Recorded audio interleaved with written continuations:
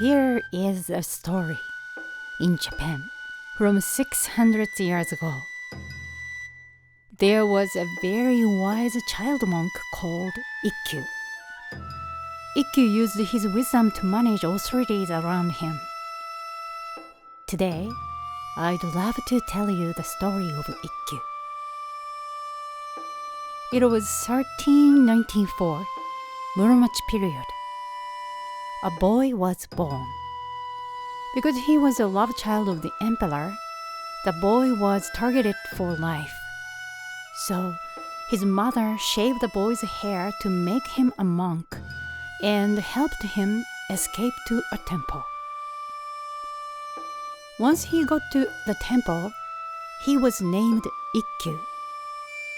Ikkyu was still 6 years old at the time, but he wasn't allowed to see his mother and needed to practice monk's discipline very hard every single day. One day, someone brought a gift, a pot of precious honey. Little child monks were longing to lick the honey so badly. Then, Osho-san told them, "In fact, this is poison. If you eat it, you will die."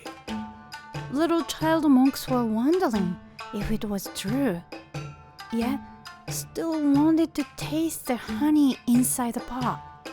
So they asked Ikkyu about it. Then Ikkyu got an idea.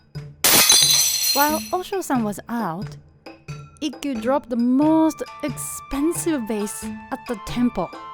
It was Osho-san's favorite one. Little child monks were so shocked to see what Ikkyu did and tried to run away. But then Ikkyu said to everyone, "Listen, we broke the most expensive vase. To pay for our sin, let's end life together." And he started eating the honey.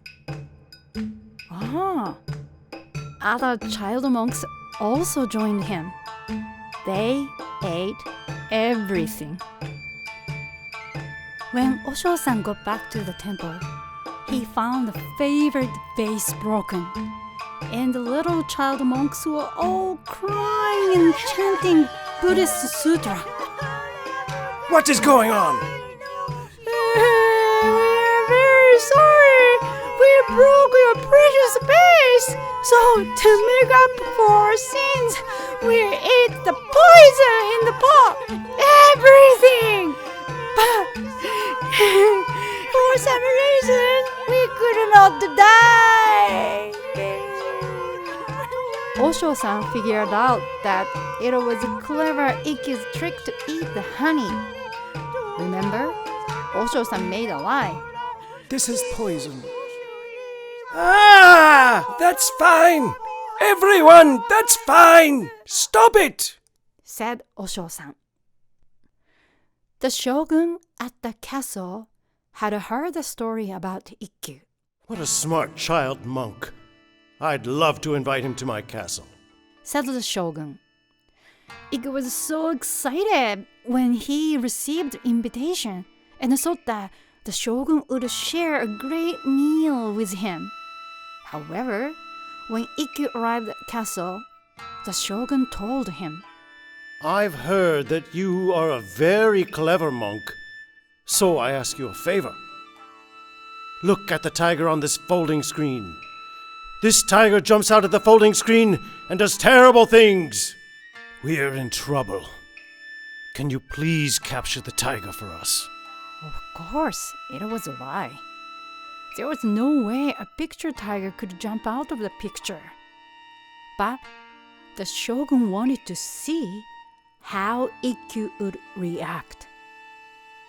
It was a challenge from the shogun to which no one could say no. In his mind, the shogun was laughing at Ikkyu. Even if you are very smart, it's impossible to do this, isn't it? But then Ikkyu said, "Sure, I will tie it up. Could you please give me a rope?" Could you do that? said the shogun.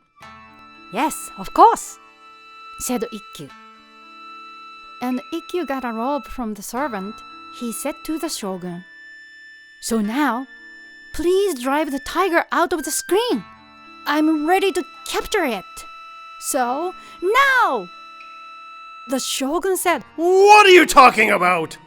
It's impossible to drive the tiger out. It's just a picture. Then Ikkyu smiled and said, That's good to know. It is impossible for the tiger to jump out of the folding screen. I'm so relieved. Then we don't need to worry, nor do I need to capture it. Then Shogun said, Excellent. You are really a clever monk. He was very impressed by Ikkyu.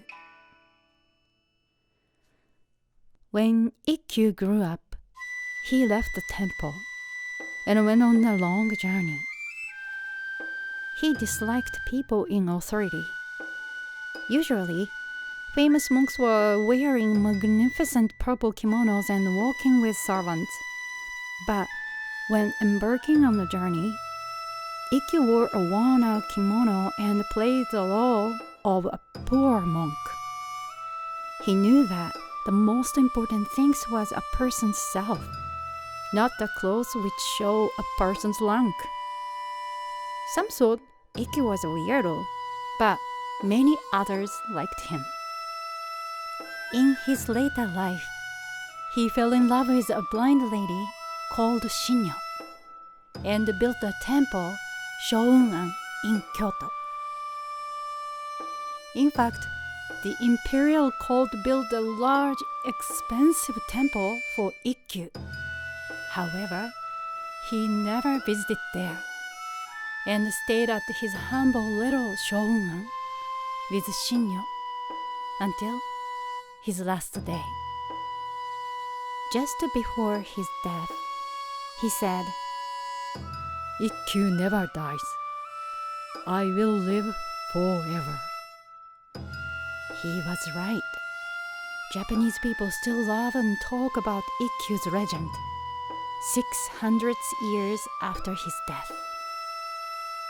Ikkyu, who hated authority's power and loved citizenship and freedom, rests in peace in his temple still today.